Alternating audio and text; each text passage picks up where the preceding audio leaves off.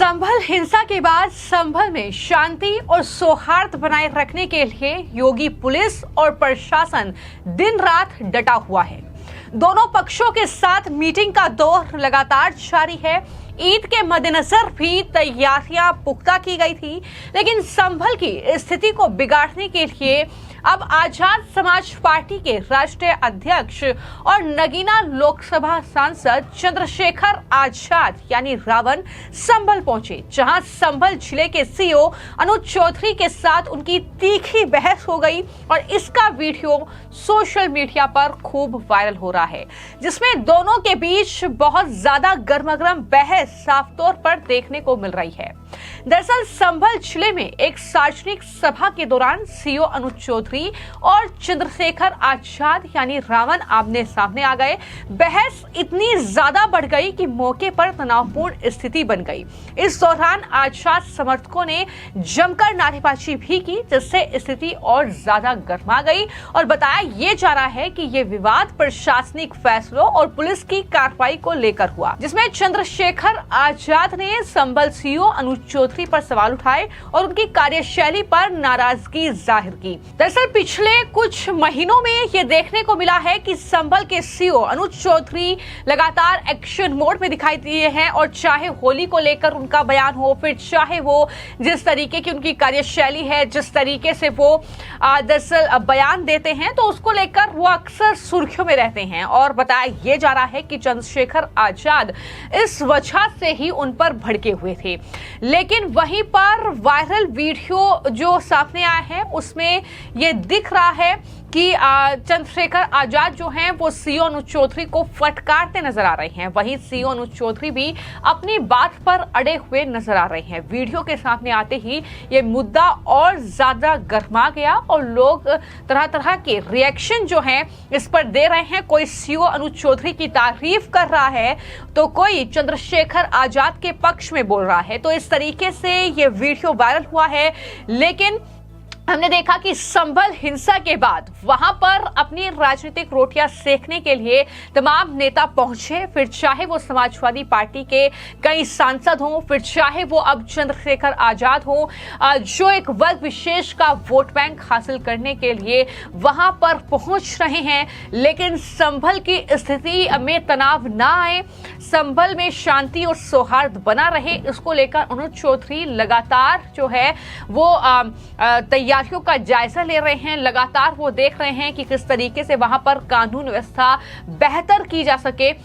तो इस तरीके से अनुज चौधरी लगातार सुर्खियों में भी बने हुए हैं और सब जानते हैं कि अनुज चौधरी पिछले कुछ दिनों जिस तरीके से सुर्खियों में रहे, मूल रूप से मुजफ्फरनगर के रहने वाले हैं और यूपी पुलिस में स्पोर्ट्स कोटे में वो भर्ती हुए थे।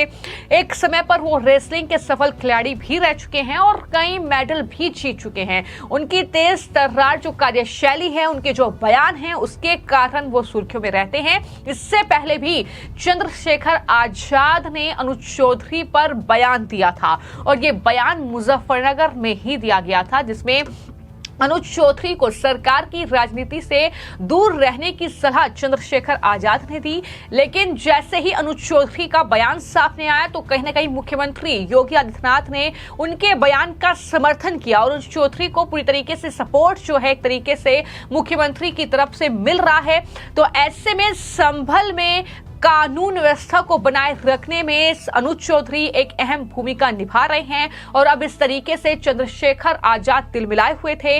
लेकिन इसके अलग अगर ईद के मौके पर बात की जाए तो संभल में ईद की नमाज को लेकर जो दो पक्षों के बीच विवाद देखने को मिला, वहां पर भी अनुज चौधरी ने एक बड़ी भूमिका निभाई। दरअसल वहां पर दोनों पक्षों के साथ मीटिंग की और जिस तरीके से दोनों पक्ष ईदगाह में ईद की नमाज पढ़ने को लेकर अड़े हुए थे, तो ऐसे में वहां पर एसडीएम वंदना मिश्रा, सीओ अनुज चौधरी और इंस्पेक्टर अनुज तोमर ये सब पहुंचे। इनकी मौजूदगी में बैठक हुई। करीब 2 घंटे तक दोनों पक्ष अपनी अपनी बात पर अड़े रहे, लेकिन आखिर में जाकर जो है इस पूरे मामले पर सहमति बनी।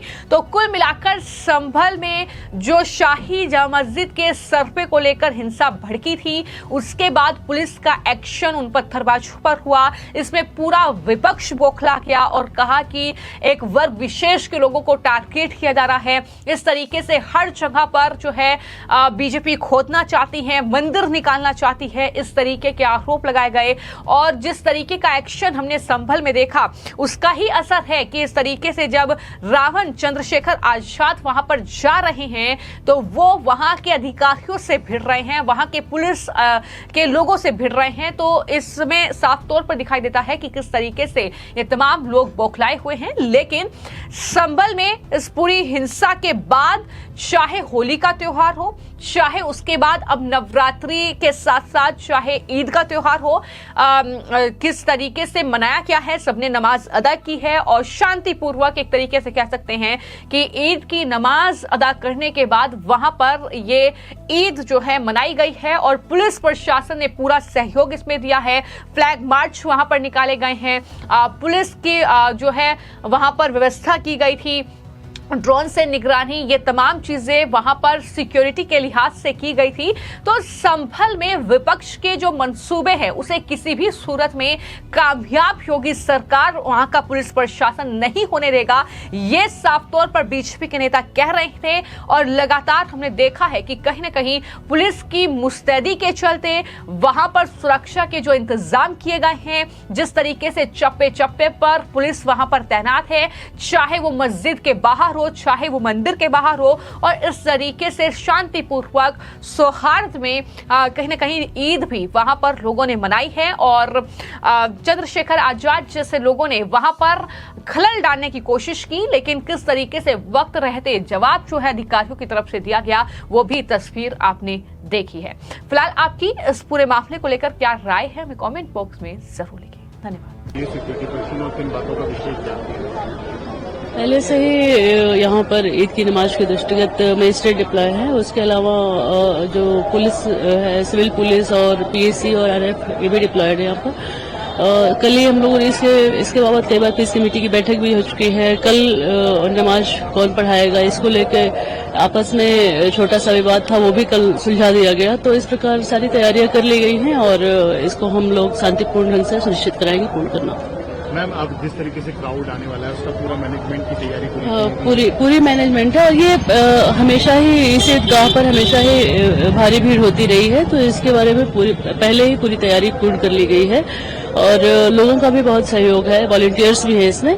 तो इसको हम लोग सकुशल संपन्न कराएंगे सभी काम।